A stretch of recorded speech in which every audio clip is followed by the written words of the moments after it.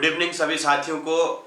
Economics की class में कल हमने औद्योगिक नीतियों की बात की थी और इसी क्रम में हम आगे बढ़ते हैं और कुछ और जो सीपीएससी होते हैं उन पर थोड़ा सा हम चर्चा करते हैं। सीपीएससी जिनको कहते हैं, इसका मतलब है कि सेंट्रल पब्लिक इंटरप्राइजेज होते हैं। ये सेंट्रल पब्लिक सेक्टर इंटरप्राइजेज कहते हैं। हम इनके बारे में थोड़ा सा समझते हैं कि सीपीएससी होते क्या है, ठीक है। तो और ये किस तरीके से इनको विभाजित किया जाता है, इस पर भी हम थोड़ा सा चर्चा करते हैं और इनको समझने का थोड़ा प्रयास करते हैं।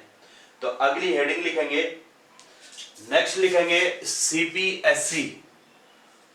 सीपीएससी इनको हम कहेंगे सार्वजनिक कंपनियां। ऐसी कंपनियां हैं जो कि गवर्नमेंट और निजी क्षेत्र दोनों मिलकर के इन कंपनियों को चलाते हैं। इनको हम सीपीएससी के नाम से जानते हैं। CPSC central public sector enterprises, ठीक है। नमस्कार सभी साथियों को। और इसको समझ रहे हैं, सीपीएससी या फिर जो सार्वजनिक कंपनियां होती हैं, सार्वजनिक और निजी क्षेत्र की जो कंपनियां होती हैं उन पर हम समझते हैं कि ये किस तरीके से काम करती हैं। सरकार ने क्या क्या, देखो, सीपीएससी को वित्तीय सहायता प्रदान करने के लिए सरकार ने सीपीएससी को वित्तीय सहायता प्रदान करने के लिए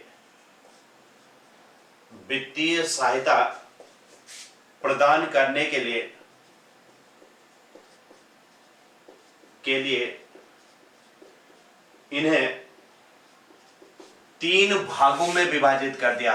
3 भागों में विभाजित किया।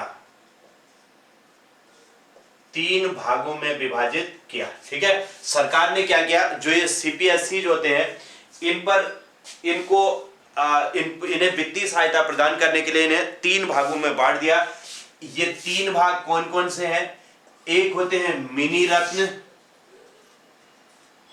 मिनी रत्न, दूसरे होते हैं नवरत्न और तीसरे होते हैं महारत्न। ये 3 भागों में इन कंपनियों को बांट दिया। मिनी रत्न, नवरत्न और महारत्न, इन 3 श्रेणियों में इसे विभाजित कर दिया। अब मिनी रत्न को भी 2 भागों में बांट दिया, एक श्रेणी 1 और श्रेणी 2 में। श्रेणी 1 और श्रेणी 2, इसके 2 भाग बना दिए, श्रेणी 1 और श्रेणी 2। श्रेणी 1 में 60 कंपनियां हैं, 60 कंपनियां इसके अंतर्गत हैं। और जो श्रेणी 2 है इसमें 15 कंपनियां हैं, 15। टोटल हम कहेंगे भारत में कितनी मिनी रत्न है, तो 75 मिनी रत्न कंपनियां हैं, ठीक है। 75 मिनी रत्न कंपनियां हैं, लेकिन वर्तमान में इनकी संख्या, मिनी रत्न की संख्या 73 है। 75 से इनको कम कर दिया गया है और ये 73 है। और नवरत्न की संख्या 13 है। नवरत्न कंपनियां कितनी है, तो 13 कंपनियां भारत में नवरत्न है। ये समय समय में चेंज होते रहती है, मिनी रत्न नवरत्न में और नवरत्न महारत्न में कन्वर्ट होते रहती है। और महारत्न की संख्या 11 कंपनियां भारत में अभी महारत्न कंपनियां हैं। तो इनको 3 भागों में बांट दिया, मिनी रत्न, नवरत्न और महारत्न इनको बना दिया गया, ठीक है। अब इसमें निवेश की सीमा होती है, जो 300 करोड़ तक का जो निवेश करेंगी, 300 करोड़, जिनका 1 साल का जो निवेश कह लो या टर्नओवर इसे कह लो, निवेश 300 करोड़ तक का जिसका निवेश है, उसे मिनी रत्न की श्रेणी 2 में रखा जाता है। और जिनका 500 करोड़ तक का निवेश अगर होता है साल का, तो इन कंपनियों को मिनी रत्न की श्रेणी 2 में रखा जाता है। और अगर यही निवेश 1000 करोड़ का होता है, 1000 करोड़ का, तो इन कंपनियों को नवरत्न कहते हैं। 1 साल का अगर जिसका टर्नओवर 1000 करोड़ का है, और जिन कंपनियों का 1 साल का टर्नओवर 5000 करोड़ का होता है, उन्हें महारत्न का दर्जा दे दिया जाता है। अब ये टर्नओवर के आधार पर या निवेश के आधार पर देखा जाता है कि कौन सी मिनी रत्न है, कौन सी नवरत्न है और कौन सी महारत्न कंपनी है।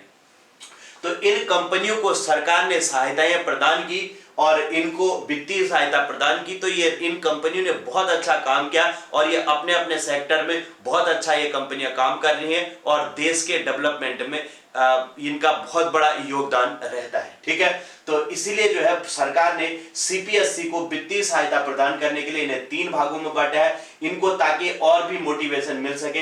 इन्हें मिनी रत्न का दर्जा, नवरत्न का दर्जा और महारत्न का दर्जा इन कंपनियों को दिया जाता है। ठीक है, चलिए तो इसको आप लोग जल्दी से बना लीजिए कि सीपीएससी क्या होते हैं।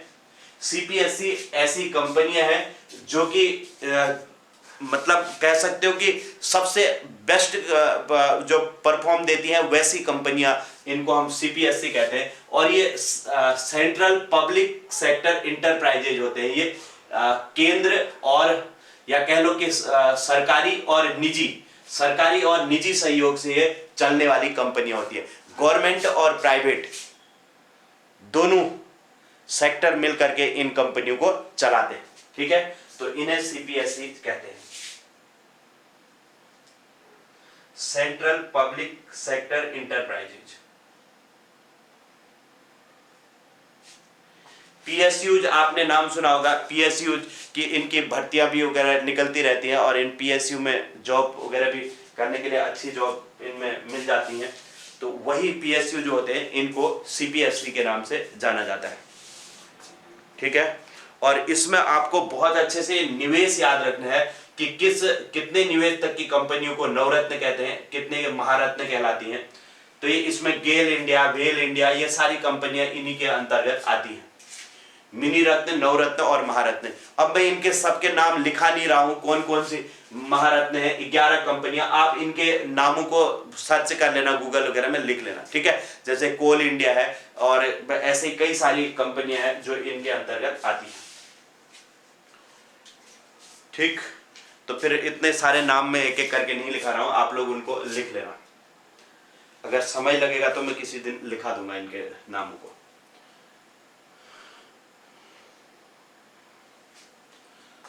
सरकार ने सीपीएससी को वित्तीय सहायता प्रदान करने के लिए इन्हें 3 भागों में बांटा, एक मिनी रत्न, नवरत्न और महारत्न।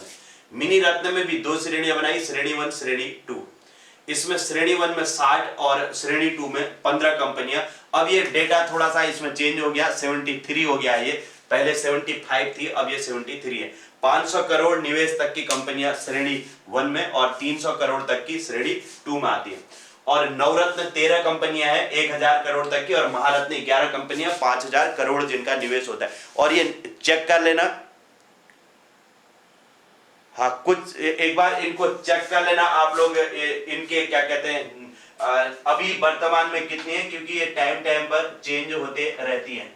जिनको लिखना है SAIL सेल, दूसरा है ONGC, फिर इसको सर्च करके लिख लेना। ठीक है, ये आप गूगल में सर्च कर लो, महारत्न कंपनियां, नवरत्न सब मिल जाती हैं। अगला है NTPC, नेक्स्ट है CIL कोल इंडिया लिमिटेड। अगला है BHEL Bharat heavy electronic limited. और इसके अलावा गेल इंडिया, बहुत इंपॉर्टेंट कंपनी है गेल इंडिया भारतीय गैस प्राधिकरण लिमिटेड। अगला है HPCL Hindustan petroleum corporation limited. ठीक है, और BCL Bharat petroleum corporation limited, BCL कहते हैं इसे। और PGCIL का मतलब है power grid corporation of India limited. फिर है PFC पावर फाइनेंस कॉर्पोरेशन। ये 11 कंपनियां हैं, ठीक है, जो कि महारत्न है। फिर इन सबको लिखने की जरूरत नहीं है, नवरत्न लिख सकते हैं, लेकिन मिनी रत्न इतने सारे लिखने की जरूरत हमको नहीं होती। बस ये महारत्न मुख्य रूप से, महारत्न के बारे में इनके नाम थोड़ा सा, नवरत्न और महारत्न में थोड़ा कभी क्वेश्चन बनता है। ठीक है, ये महारत्न कंपनियां हैं। इनको पीएसयू कहते हैं या फिर सीपीएससी इनको कहा जाता है, सार्वजनिक क्षेत्र के उपक्रम। चलिए अब बढ़े आगे।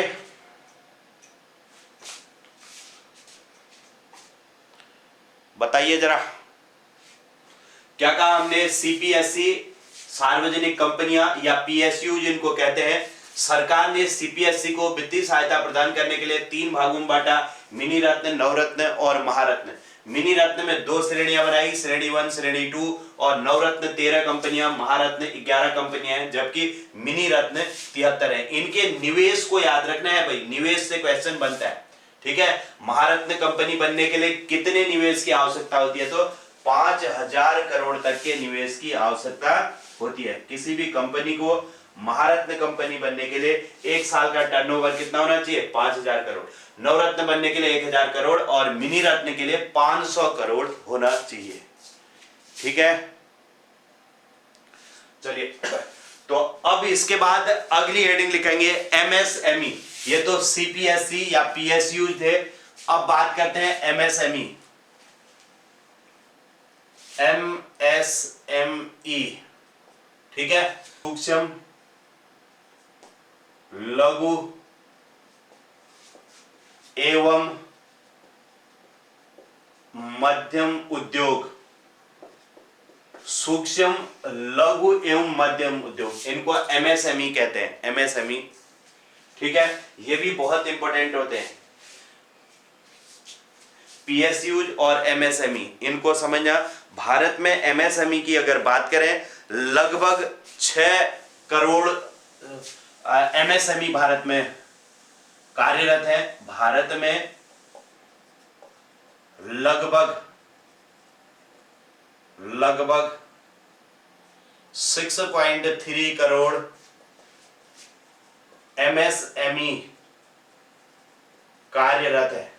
एमएसएमई मतलब समझ रहे हो? सूक्ष्म उद्योग, जो छोटे छोटे उद्योग होते हैं, लघु एवं मध्यम उद्योग, जैसे हथकरघा उद्योग होते हैं, ठीक है, डलिया, सुप्पे, इस तरीके की छोटी छोटी चीजें, मोमबत्ती बनाना, ऐसे छोटे मोटे जो कारोबार होते हैं उनको एमएसएमई कहते हैं, जिनमें 110 मिलियन रोजगार ये प्रदान कर रहे हैं, ठीक है। एमएसएमई भारत में 110 मिलियन रोजगार प्रदान करते हैं, रोजगार प्रदान करते हैं।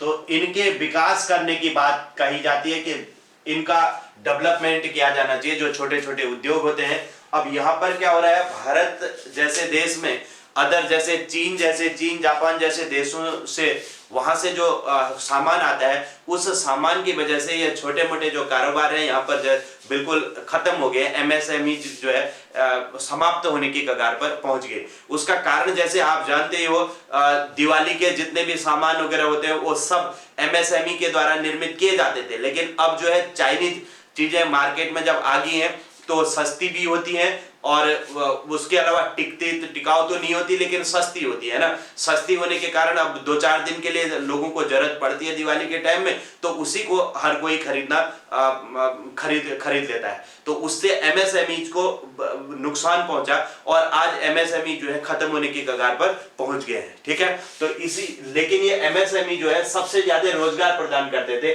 अब इस वजह से जो विदेशी सामान यहाँ पर आया, उसकी वजह से इन एमएसएमई को बहुत ज्यादा नुकसान पहुंच गया है। तो अब इस एमएसएमई को आगे बढ़ाने की यहां पर बात होती है। और एमएसएमई में जो संशोधन हुआ, एमएसएमई एक्ट कब का है, तो इसको ध्यान रखेंगे। एमएसएमई एक्ट कब आया? एक्ट आया ये 2006 में, ये एक्ट है 2006 का, इसको ध्यान रखेंगे। एमएसएमई एक्ट किस वर्ष आया? तो 2006 में। एक बात तो इसको ये ध्यान रखनी है। दूसरा, ये लागू कब हुआ? एमएसएमई एक्ट लागू कब हुआ? लागू 2 अक्टूबर, यहां से क्वेश्चन पूछा जाता है, 2 अक्टूबर 2006 को ये लागू हुआ। एमएसएमई एक्ट किस वर्ष लागू हुआ? तो 2 अक्टूबर 2006 को, ठीक है। और एक चीज और ध्यान रखना, पीसी महालोनविस का आपने नाम सुनाया था। कुटीर उद्योगों को पीसी महालोनविस ने कुटीर उद्योगों को पीसी महालोनविस ने हस्त उद्योग, पीसी महालोनविस ने इन्हें हस्त उद्योग कहा है। पीसी महालोनविस ने हस्त उद्योग कहा। यह क्वेश्चन भी पूछा जाता है कि किसने, जो कुटीर उद्योग है उन्हें हस्त उद्योग किसने कहा, तो पीसी महालोनविस ने कहा, क्योंकि हाथ से वहां पर वस्तुओं का निर्माण किया जाता है, जैसे कताई, बुनाई, दन बनाना, थुलम बनाना, या फिर मोमबत्ती निर्माण करना, इस तरीके की अगरबत्ती बनाना, ये छोटे छोटे जितने भी काम होते हैं ये सब एमएसएमई के अंतर्गत आते हैं, सूक्ष्म लघु एवं मध्यम उद्योग में आते हैं। अब क्वेश्चन कौन से निकलते हैं, देखो इसमें सबसे इंपॉर्टेंट तो है एमएसएमई एक्ट किस वर्ष आया, 2006 में, और ये लागू कब हुआ, 2 अक्टूबर 2006 को। तीसरी बात देखो, कुटीर उद्योगों को हस्त उद्योग किसने कहा, तो पीसी महालोनविस ने इन कुटीर उद्योगों को हस्त उद्योग कहा है। ठीक है, अब देखो एमएसएमई संशोधन कब हुआ, 1 जून 2020 को इसमें संशोधन किया गया। एमएसएमई संशोधन कब हुआ, इसको भी ध्यान रखेंगे, 1 जून 2020 को, जून 2020 को इसमें संशोधन किया गया। अब यहां से देखो बहुत अच्छी चीज आती है, एमएसएमई को 3 भागों में बांट दिया इसके द्वारा। ठीक है, एक सूक्ष्म, लघु और मध्यम उद्योगों में। ये चीज आपको बिल्कुल रट देनी है, सूक्ष्म, लघु और मध्यम उद्योग, इन 3 भागों में इनको बांटा गया था। बांटा तो पहले से ही विभाजित थे, सूक्ष्म, लघु एवं मध्यम उद्योग।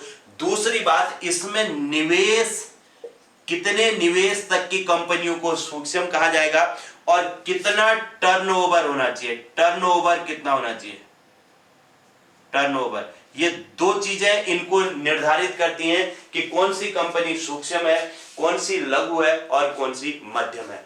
ये चीज बहुत इंपॉर्टेंट है। अब देखो 1, 10 और 50, 1, 10, 50, इस तरीके से इसका विभाजन है, इसको याद रख लेना। 1, 10, 50 और 5, 50 और 250, ये इसका डेटा है। देखो 1 करोड़ जिसका निवेश होगा, जिस कंपनी 1 करोड़ तक का जिसका निवेश होगा उन कंपनियों को सूक्ष्म कहा जाएगा। 10 करोड़ रुपए तक का जिनका निवेश होगा, 1 से लेकर के 10 तक, उनको लघु उद्योग कहा जाएगा। और मध्यम जो है 50 करोड़ तक का जिस कंपनी का निवेश होगा उनको मध्यम उद्योगों में रखा जाएगा। लेकिन उससे बड़ी कंपनी जो है फिर ये बड़े उद्योगों में शामिल हो जाती है। ठीक है, तो इस तरीके से सूक्ष्म, लघु और मध्यम उद्योग के निवेश की ये सीमा है। टर्नओवर देखो 5 करोड़ तक का जिसका टर्नओवर है उसे सूक्ष्म उद्योग कहते हैं, और 50 करोड़ तक का जिसका टर्नओवर है उसे लघु उद्योग, और 250 करोड़ तक का जिसका टर्नओवर है 1 साल का उसे मध्यम उद्योग के नाम से जाना जाता है। ये डेटा जो है वेरी वेरी इंपॉर्टेंट होता है, ये अक्सर एग्जामों में पूछा जाता है। और पिछली बार मैं फिर लेक्चरर की ही बात कर रहा हूं, लेक्चरर में ये क्वेश्चन पूछा भी गया था और मेंस में ये क्वेश्चन पूछा गया था। ठीक है, जिस पर काफी विवाद भी रहा इस क्वेश्चन पर भी, और ये यहाँ के एग्जामों में भी पूछे जाते हैं।